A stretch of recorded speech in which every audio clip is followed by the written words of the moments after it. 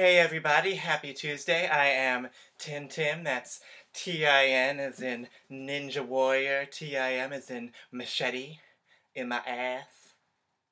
More on that later. Sorry that I didn't have time to set up a beautiful backdrop for you all today like last week. I'm running off to an appointment and already running a little bit late filming, so we'll make this quick. So welcome back for week 3 of my RuPaul's Drag Race All-Star recaps. First of all, this week was shocking. Shocking. Shocking.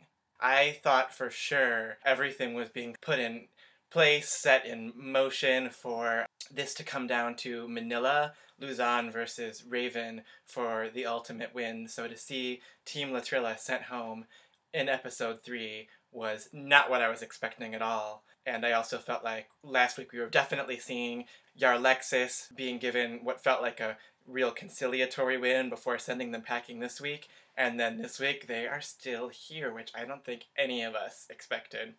So I have to say, as far as just the drama of it, very satisfying television. Even though I personally might be more interested in seeing Manila and Latrice's work, it's fun to be shocked.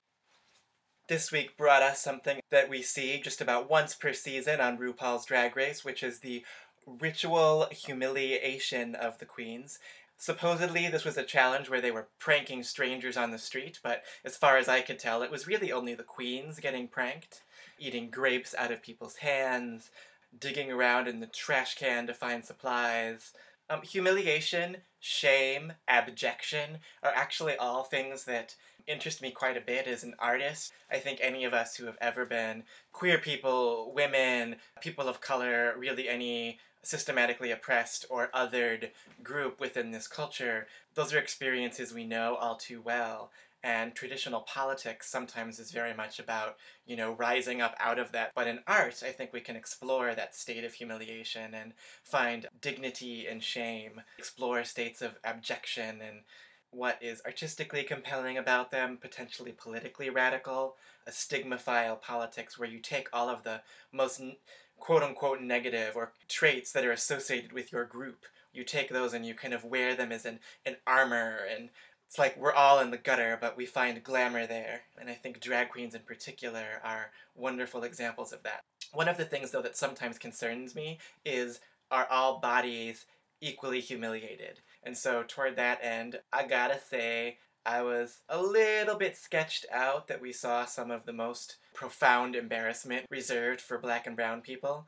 Giada Sofia being led around on a chain like a dog. Latrice Royale, with her giant ass up in the air, searching through a trash can for take after take, as though she's like one of those sort of Aunt Jemima-ish, wood cutouts of a big lady's, ass that some people stick in their lawns. Have you ever seen those? Like, she's literally a lawn ornament. I think one of the things that happens is if we're not conscious of how we're exploring states of humiliation, it can reproduce some of the same inequalities of who gets more humiliated than others. But on the whole, I thought it was really entertaining challenge. I also really appreciated that it dovetailed with this conversation about masculinity and macho-ness, and because I do think that the impact of that kind of masculinity on our lives is part of where the shame, part of where the humiliation of queerness comes from.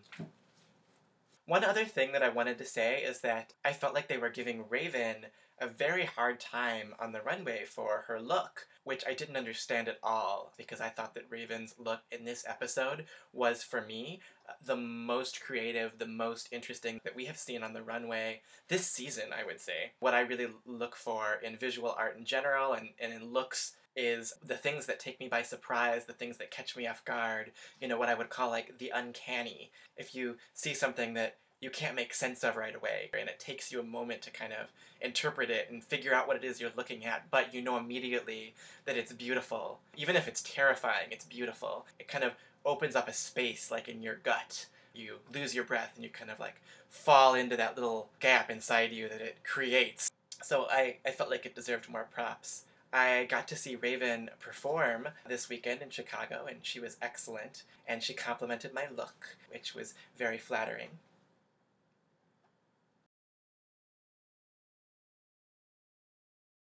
So I don't have a whole lot of other things to say this week because I am in a rush. Um,